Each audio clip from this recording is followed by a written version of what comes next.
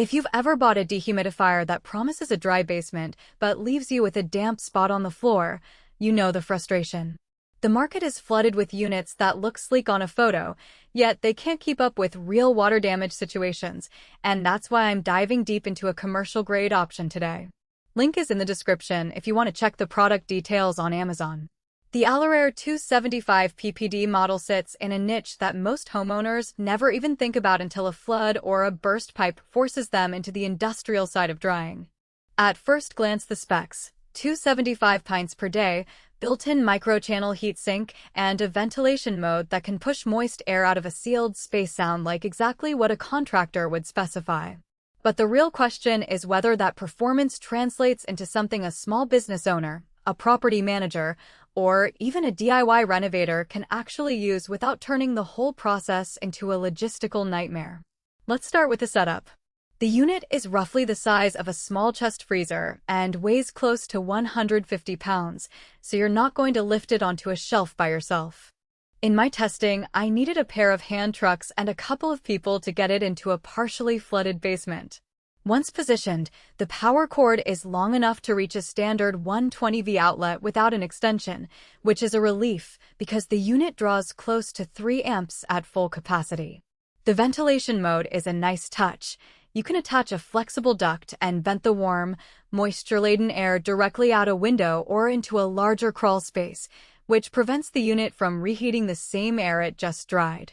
That feature is especially useful when you're dealing with a closed environment where you can't afford to raise the temperature too much. Now, practicality on the day-to-day. When the unit hits its 275 pint per day rating, you're looking at about 11 pints per hour in optimal conditions, meaning a flooded room of roughly 200 cubic feet could be brought down to safe humidity levels within a day, provided you have proper airflow. In a real-world scenario, I ran the dehumidifier in a 2-car garage that had been soaked after a storm. The humidity sensor inside the unit dropped from 78% to 45% in just under 8 hours, and the water collected in the internal tank filled up quickly enough that I had to hook up the continuous drain hose. That's where the hidden trade-off shows up. The tank is only 30 liters, which is fine for short bursts, but if you're planning to run the machine unattended for more than a few hours, you'll need to set up the drain option. The hose fitting is standard, but you have to remember to secure it to avoid a sudden leak that could undo your drying progress. Who should actually consider the ALORAIR 275 PPD? If you manage a portfolio of rental properties and need a unit that can be moved from unit to unit after each incident, the portability, despite the weight, and the ability to vent externally make it a strong candidate. Small contractors who handle water damage restoration will appreciate the durability of the built-in microchannel heatsink, which keeps the compressor cooler and extends the lifespan when the unit runs for long periods. Even a serious hobbyist, someone turning a basement into a home gym who's worried about humidity creeping up during winter, might find the commercial rating overkill.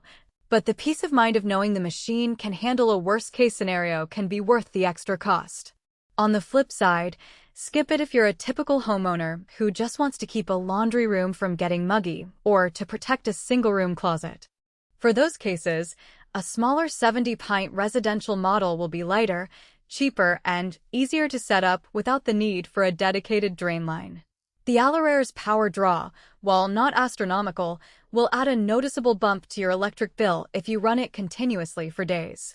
And if your space is already well ventilated, the ventilation mode may feel like an unnecessary extra rather than a lifesaver. The strengths of the machine become clear when you put it under pressure. The high-capacity drying power is real. I watched the water level in the tank climb at a steady rate that matched the manufacturer's claims. The built-in microchannel heatsink does keep the unit from overheating, which is something you don't see in cheaper models that simply throttle down when they get too hot.